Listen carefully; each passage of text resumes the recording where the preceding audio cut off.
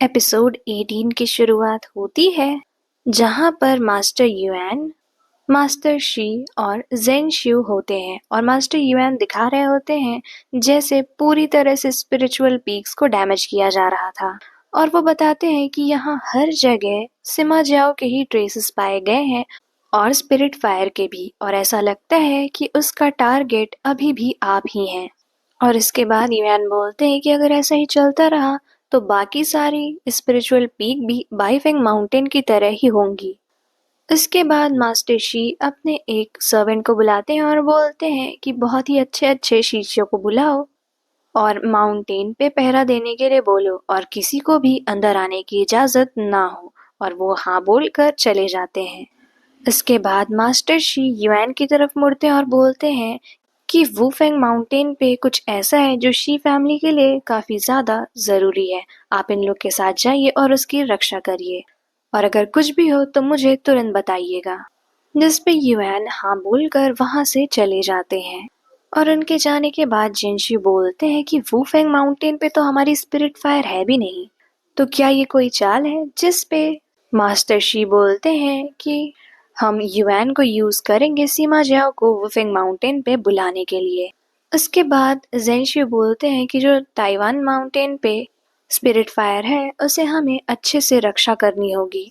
इसके बाद master she बोलते हैं कि अच्छी बात है और जब एक बार हम सिमा जाओ को पकड़ लेंगे और उसका खून ले लेंगे तो हम उसे चांस देखकर नई स्पिरिट फायर से जोड़ देंगे। और तब तक अनाउंसमेंट होती है कि ये रूलिंग आई है। तो मास्टर शी बोलते हैं तुम जाओ और इस चीज की तैयारी करो और वो ये रूलिंग को अंदर बुला लेते हैं और बोलते हैं कि कल तुम मेरे साथ वुफेंग माउंटेन पे चलोगी और ये तुम्हारे लिए एकदम बढ़िया चांस रहेगा डेमन रेल में अपने क्लैन को वापस ले जाने का।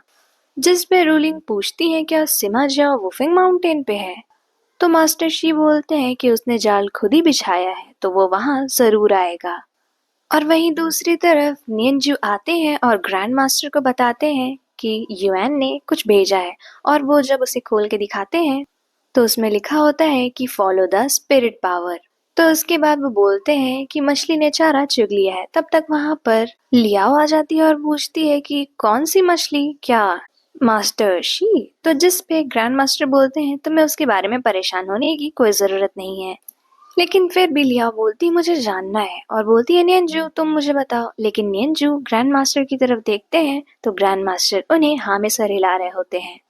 तो वो बताते हैं कि शी फैमिली की स्पिरिचुअल पीक काफी ज्यादा वास्ट है।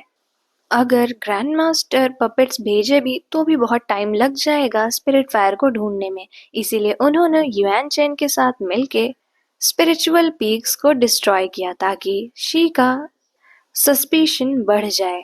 तो उसके बाद लिया बोलती है कि हाँ, इसके बाद जो मास्टर शी हैं वो अपनी स्पिरिट फायर को गार्ड करने के लिए और ज्यादा इंसान भेजेंगे और अगर हमने उनका पीछा किया तो हम स्पिरिट फायर को ढूंढ लेंगे। जिसमें ग्रैंड मास्टर हाँ में सर हिला रहे होते हैं। फिर वो उठते हैं और बोलते हैं यहीं रहना, मैं जल्दी ही वापस आऊंगा। लेकिन लिया बोलती है नहीं, तुम्हारे अभी जख्म भरे नहीं है, मैं यहाँ रह के परेशान नहीं होना चाहती हूँ, इससे अच्छा होगा मैं तुम्हारे साथ चलूं।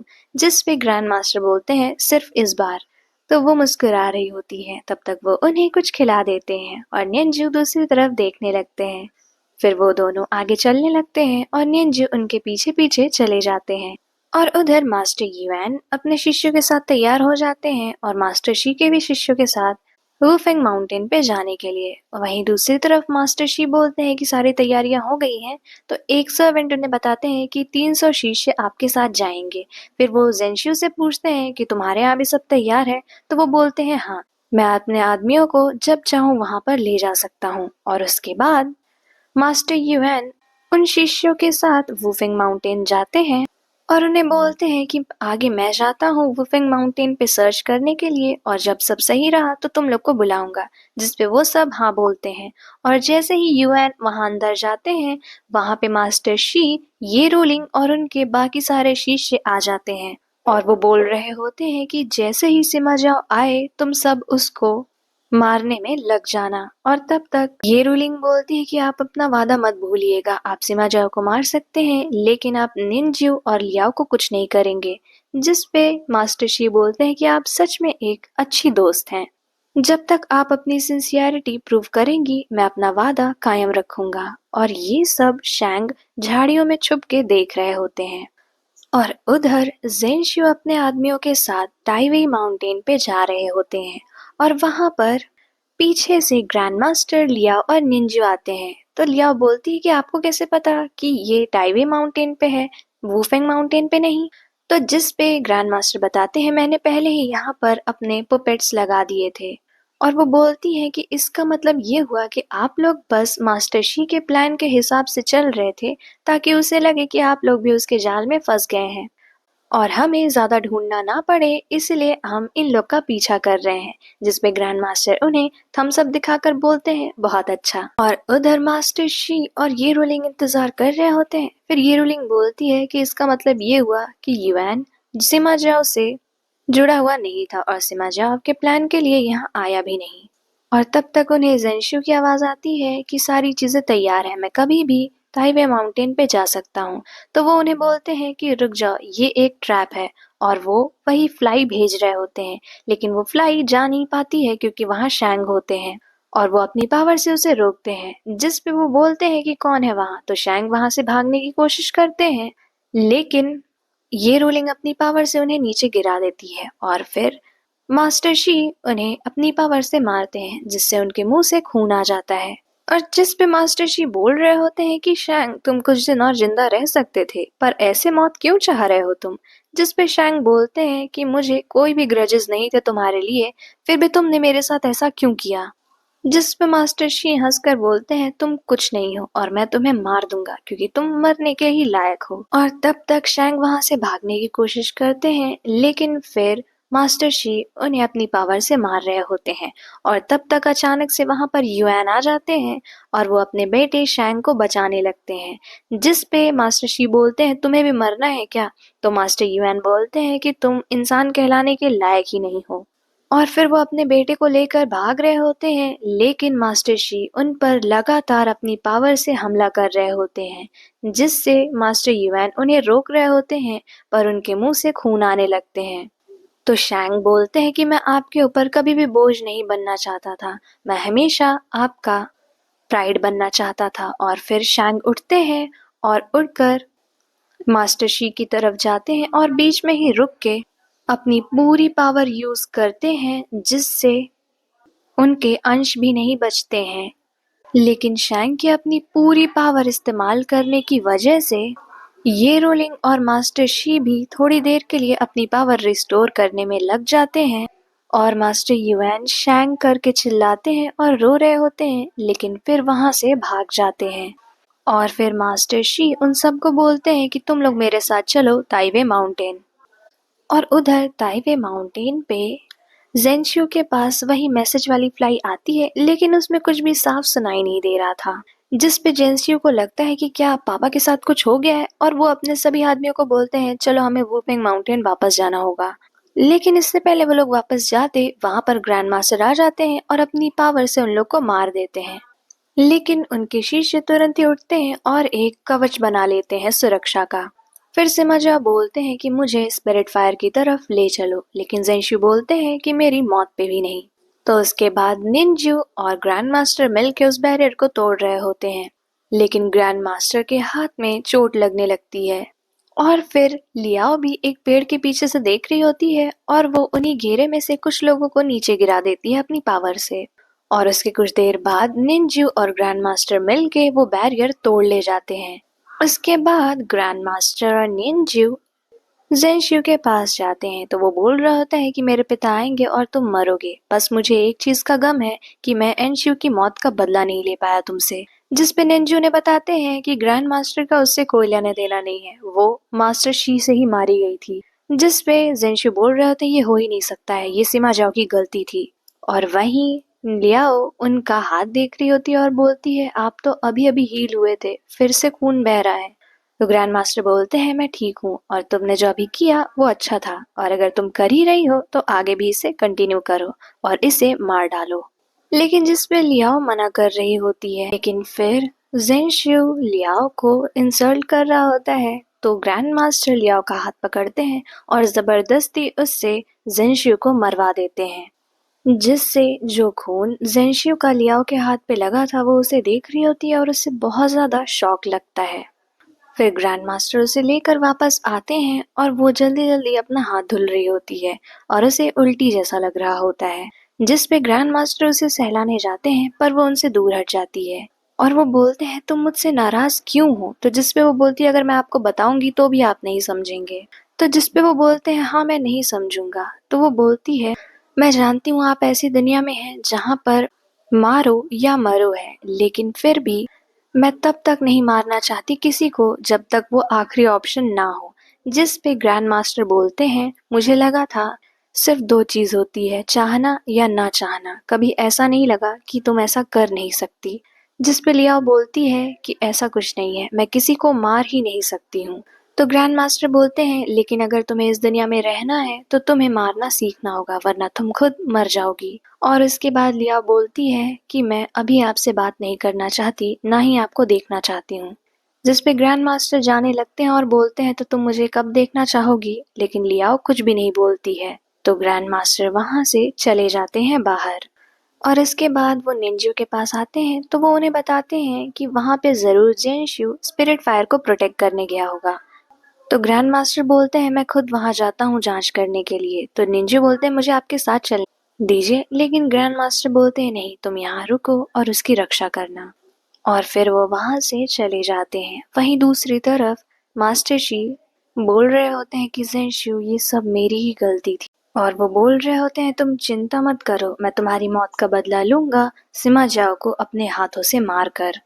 उसके बाद उनका एक सर्वेंट आके बताता है कि ताइवे माउंटेन पे थोड़ा सा डिस्ट्रप्शन हुआ है, लेकिन सिमा जाओ अभी तक स्पिरिट फायर को पा नहीं पाया है।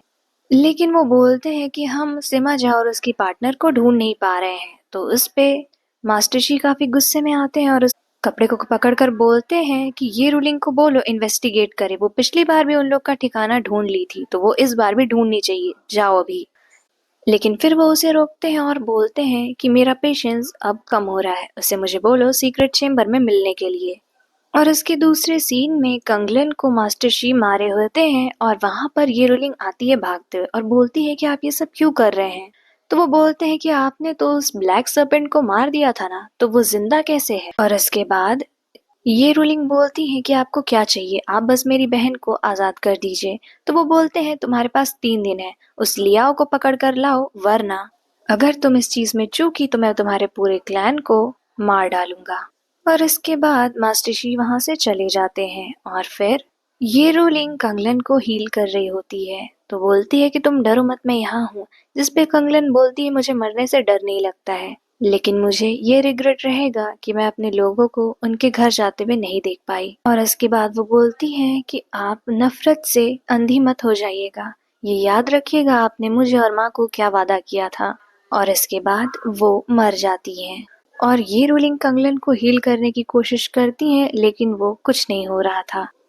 उसके बाद ये रूलिंग रोने लगती हैं और वो उन्हें सॉरी बोल रही होती हैं। वहीं दूसरी तरफ लियाओ को सपना आ रहा होता है कि उसके हाथ में खून लगा है और वो जब शीशे में देखती है तो पीछे जेंशु खड़ा होता है खून से लथपथ, जिससे वो डर के मारे उठ जाती है। और फिर वो खुद से बोलती है कि मुझे कुछ तो करना होगा अपना ध्यान हटाने के लिए। और वहीं दूसरी तरफ ग्रैंड मास्टर लियाओ के कमरे के बाहर खड़े होते हैं और उसकी बातें याद कर रहे होते हैं। फिर वो गेट पे नॉक करते हैं पर कुछ हलचल नहीं होती है, तो वो कमरे के अंदर आते हैं पर लियाओ कहीं नहीं होती है। तब तक वहां पर नियंजू आ जाते हैं तो ग्रैंड मास्टर पूछते हैं वो कहाँ गई है। तो नियंजू बोलते हैं कि उसने मुझे अपना पीछा करने से मना किया था, उसने बोला कि थंडर वैली में जो साइलेंस बग्स हैं वो उसका अच्छा इस्तेमाल करवाना चाहती है। और फिर ग्रैंड मास्टर वहां भागकर जाकर देखते हैं तो लियाओ एक फिश को फ्राई कर रही होती है, पर वो बोल रही होती है इतनी अच्छी स्मेल कर रही है पर मुझे खाने का मन नहीं है। फिर बोलती है कि मैंने एक बुक में पढ़ा था कि साइलेंस बग सोल फिश अट्रैक्ट करते हैं, इसीलिए मैंने उन्हें चुपके से अपने पास रखा ताकि मैं कभी तुम्हारे लिए फिश पकड़ पाऊं। तब तक वहां ग्रैंड मास्टर बोल देते हैं कि हमें साथ में पकड़नी चाहिए। और आके फिश खाने लगते हैं। तो लियाओ बोलती है तुम्हें ऐसा कभी नहीं करना चाहिए था। तो उसके बाद ग्रैंड मास्टर बोलते हैं कि क्या तुम अब भी मुझसे नाराज रहोगी। तो लियाओ बोलती है अगर तुम पहले जैसे ग्रैंड मास्टर होते तो मैं तुमसे कभी गुस्सा नहीं रहती, पर तुम मेरे सबसे ज्यादा करीबी हो। जिस पे ग्रैंड मास्टर लियाओ के गाल पे हाथ रखकर बोलते हैं तुमने सही कहा, मुझे तुमसे झगड़ा नहीं करना चाहिए था। तुम्हारे साथ मेरे बिताए हुए पल सबसे ज्यादा कीमती हैं। तो लियाओ बोलती है अब तो ऐसे बोल रहे हैं जैसे हमारे अच्छे पल खत्म हो गए। जिस पे ग्रैंड मास्टर बोलते हैं बिल्कुल नहीं। और फिर लिया उनके कंधे पर सर रखकर बोलती है मैं अच्छे से सो नहीं पाई हूँ। तो ग्रैंड मास्टर बोलते हैं तुम आराम कर सकती हो।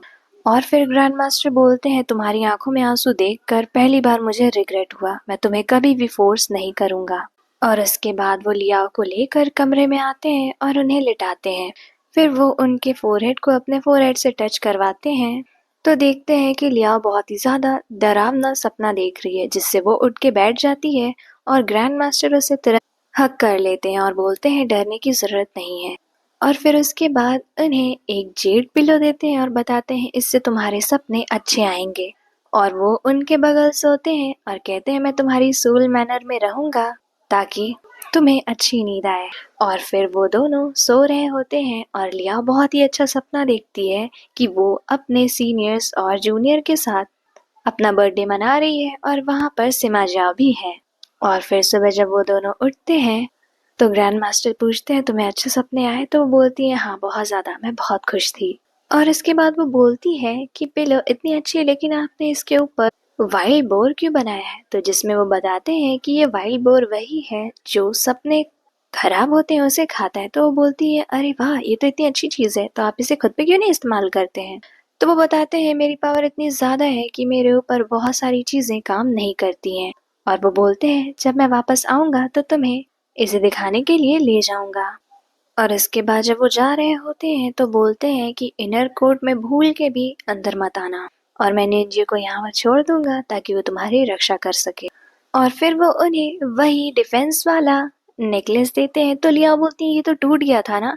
तो इस पे ग्रैंड मास्टर बताते हैं ये मैंने वापस से सही किया है और अब इसे लाइटनिंग भी तोड़ नहीं सकती है। और शी जैसे इंसान को अपने आधे दिन की ताकत लगेगी इसे तोड़ने के लिए। तो लिया बोलती है अगर टूट गया तो। जिस पे ग्रैंड मास्टर बोलते हैं उससे पहले मैं तुम्हें ढूंढ लूंगा। तो लिया बोलती है आप मुझसे वादा करिए कि आप अपने जख्मों पे ज्यादा प्रेशर नहीं डालेंगे। तो जिस पे ग्रैंड मास्टर हाँ में सर हिलाते हैं और इसके बाद बोलते हैं मुझे कोई भी नुकसान नहीं पहुंचा सकता है। तो लिया कुछ सोच रही होती है तो ग्रैंड मास्टर बोलते हैं तुम ऐसा सोचते मेरे बारे में। तो जिस पे वो बोलती है मैं अभी काम हूँ, आप मेरा दिमाग नहीं पढ़ सकते हैं। जिस पे ग्रैंड मास्टर बोलते हैं कि मुझे तुम्हारा दिमाग पढ़ने की कोई जरूरत नहीं है, मैं गेस कर सकता हूँ। और फिर वो दोनों एक दूसरे को किस करते हैं और ग्रैंड मास्टर बोलते हैं मेरा इंतजार करना। और लियाओ भी हाँ बोलती हैं। और फिर ग्रैंड मास्टर किसी से मिलते हैं तो फ्लैशबैक दिखाता है कि वो उन्हें रास्ते में मिले थे और ग्रैंड मास्टर ने उनके ऊपर ट्रुथ स्पेल लगाकर पूछा कि तुम सिमा ब्लड से रिलेटेड लग रहे हो, क्या तुम मुझे स्पिरिट फायर के पास ले जाओगे। तो वो हाँ में सर हिलाते हैं। और उसके बाद प्रेजेंट में दिखाया जाता है तो सिमा जा वहां जाने के बाद वहां पर कुछ सेंस करते हैं और फिर वो अपनी पावर से देखते हैं तो वहां पर बहुत ही ज्यादा पावर बैरियर होता है। तो वो बोल रहे होते हैं इसका मतलब स्पिरिट फायर इसी के अंदर है। और यहीं पर एपिसोड 18 एंड हो जाता है।